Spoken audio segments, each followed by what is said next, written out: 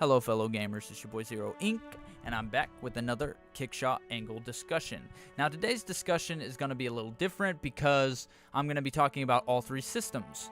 Now I want to be as unbiased as I can on this channel, okay? I don't want to bring that fanboyism. I do happen to prefer Sony over the other two consoles, but I always keep a Nintendo with me, and Microsoft I have experience with all three consoles. I did play on the 360, I played on Nintendo, I played on Sony, so I have experience with all three systems. Now, I would just like to talk about what each system does better than the other two.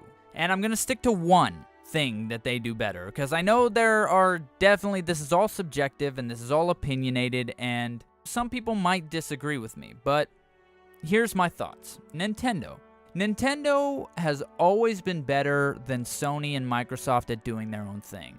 They've always been innovative. They've always been able to bring their own experiences without having to count on what Sony or Microsoft is doing. They don't really get involved in that.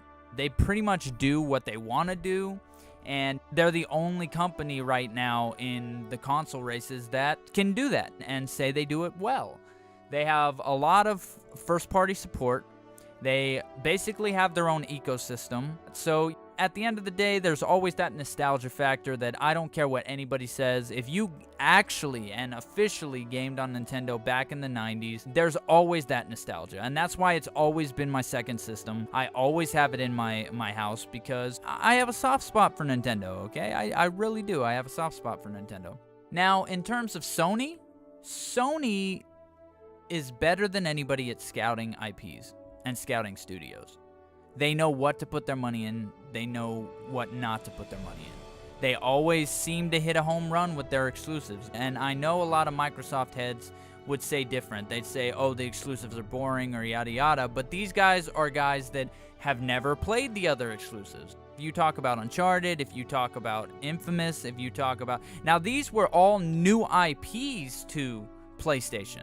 Infamous was a new IP on PlayStation 3. Uncharted was a new IP on PlayStation 3. Last of Us was a new IP on PlayStation 3. These are all new IPs, okay? New stuff. They're not all sequels. So they are pretty dead on when it comes to deciding which is going to fail and which is going to actually make a dent. They're really, really good at that. They've always been really, really good at that. And I really commend Sony on their scouting ability, because I don't know how they do it, dude. They really, really know how to pick IPs.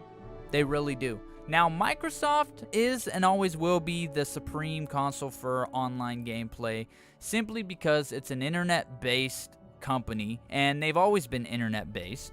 They've always had that internet backdrop to them. They're best with software.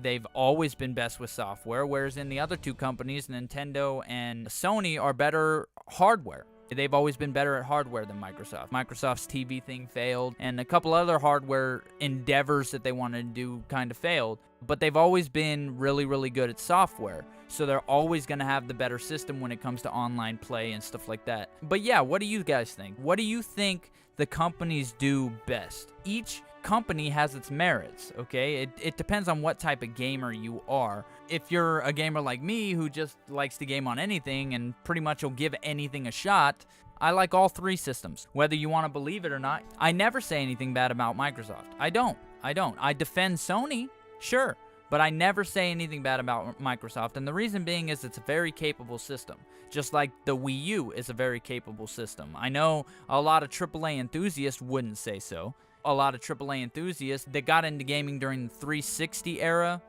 and got into gaming during the PS3 era are not going to agree. They're not going to agree that Nintendo still has some great titles because they didn't grow up the way we grew up. A lot of the people who joined in the 360 era and the PS3 era were people who made fun of gamers. They made fun of gamers. They weren't a part of the gaming scene until the graphics got really, really good. And this is where I think the farce is. This is where I think the false information comes from. Just because something has a really good coat of paint doesn't mean that it's going to be a great game. And I think this is where everyone's getting confused. If you don't like indies, don't review indies. If you don't like Sony, then don't talk about Sony. You know what I'm saying? And this is where I think pro channels get it wrong. If you're a pro channel If you're a pro channel out there, then talk about your system. Talk about your particular system. Me, I don't happen to be a pro channel. Yeah, I'm gaming on a PlayStation right now, but I'm going to be getting the Wii U. I'm going to be getting the Xbox as soon as I have enough money to do all of that. So, anyway, what do you guys think? Let me know in the comments below. Rate, subscribe, and I will see you guys on the next Kickshaw Angle.